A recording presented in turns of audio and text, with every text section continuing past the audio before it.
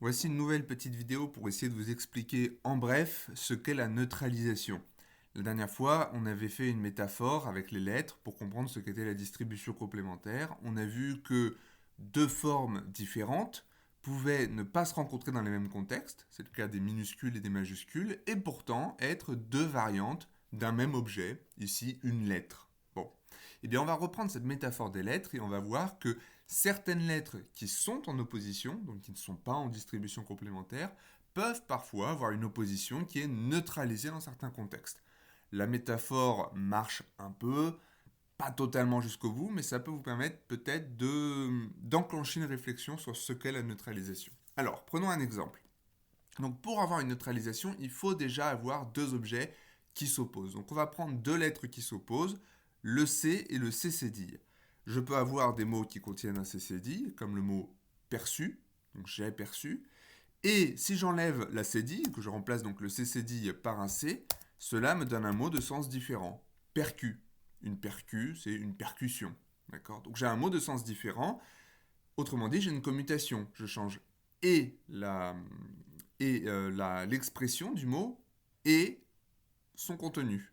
Donc j'ai une opposition entre le C cédille et le C, ce qui veut dire que ces deux objets sont les réalisations de deux invariants qui se distinguent, qui sont opposés. Ces deux invariants, comme on n'est pas tout à fait dans le domaine de la phonologie ici, on va les appeler non pas des phonèmes, mais des graphèmes. Donc ce sont bien deux graphèmes différents.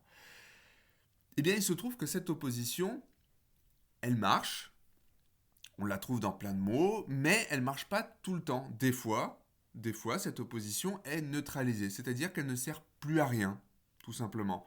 Et alors, pour vérifier cela, il faut regarder dans quel contexte on peut trouver le CCD et dans quel contexte on peut trouver le C, et voir s'il n'y a pas un contexte dans lequel on trouverait que l'un des deux.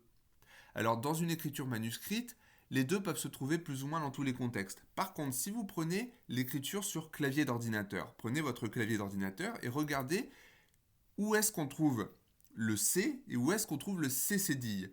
Eh bien, vous devriez remarquer que dans le domaine des minuscules, on trouve les deux, le C et le C cédille. Donc, le C apparaît dans les minuscules, le C cédille apparaît dans les minuscules aussi. Par contre, dans les majuscules, et c'est là que c'est intéressant, on trouve le C. Donc vous appuyez sur majuscule C ou Shift C, vous obtenez un C majuscule.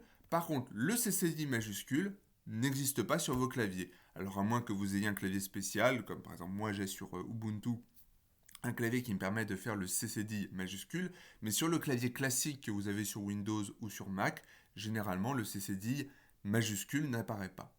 Bon, et bien là vous avez une distribution qui vous dit que le C et le CCD peuvent apparaître dans un même contexte, avec un changement de sens, ce que l'on a vu avec les deux exemples précédents. Par contre, dans le domaine, dans le contexte des majuscules, eh bien, on n'a que le C qui apparaît. Le CCD n'apparaît pas. Sur le clavier, encore une fois. Ce qui veut dire que si vous écrivez une phrase qui devrait commencer par un CCD, eh bien, vous êtes obligé de l'écrire comme ça. Par exemple, ça marche, je l'écris comme ceci avec un C majuscule. Et ça ne pose pas de problème.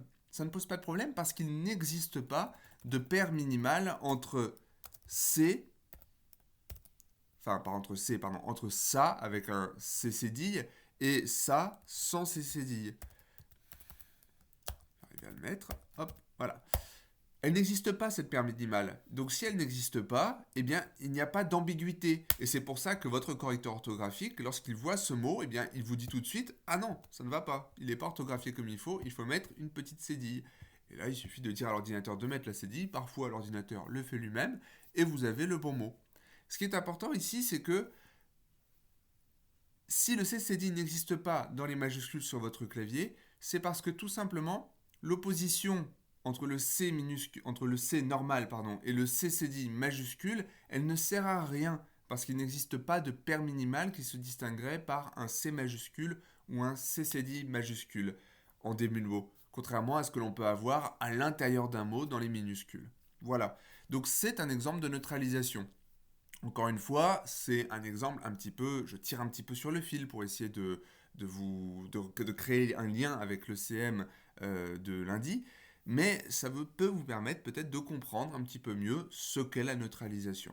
Donc, je résume, on a deux objets qui s'opposent, ici le C et le CCDI, on observe que ces deux objets qui s'opposent, ils ne se rencontrent pas tout à fait dans le même contexte. Dans le domaine des minuscules, on rencontre les deux, mais dans le domaine des majuscules, on rencontre que le C. Et du coup, lorsque l'on rencontre un C dans le domaine des majuscules, on n'a pas de paire minimale, on sait très bien quel est le mot, parce que l'opposition entre les deux, elle n'existe plus. Elle est neutralisée. C'est ça une neutralisation. Donc il y a différentes manières de réaliser une neutralisation, différentes manières d'observer une neutralisation.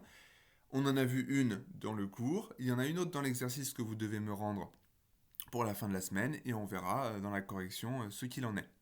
Voilà, donc j'espère que cette vidéo vous a été utile. Bon travail pour la suite de la semaine.